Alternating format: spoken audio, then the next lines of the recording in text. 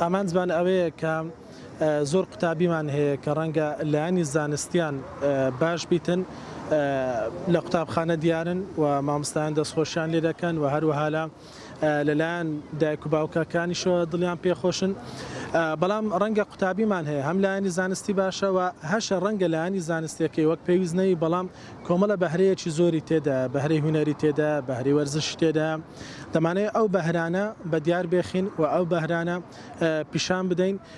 ئێمە ئەو پێشنگامان کردیتەوە بۆ ئەوی قوتابیان تعبیر لە هەستی خۆیان بکەن بە شاعیری خۆیان بکەن تەبەن بۆ قۆناغی بازنەی دووەمە پۆلی 4 و 5 و 6.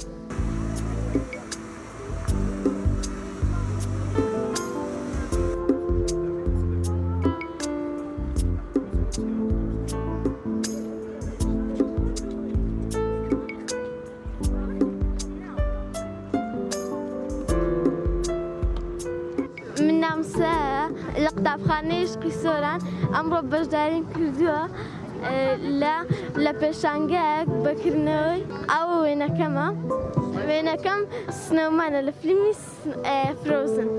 یەکەمیدا سڵاو من ناومکانیە پۆلی 6م لە قوتابخانەی عشقی سۆرانم من و هاوڕێکانمان بە یارمەتی مامۆستاکەمان هەستان بەکردنەوەی ئەو پێشانگایە ئەوە وێنەکەمە وێنەکەم بەواتای شەوێکی ساماڵە ساماڵ شەوێکی تاریک ئەستێرە جوانەکان و مانگە گەشەکە هاتوتە دەرەوە.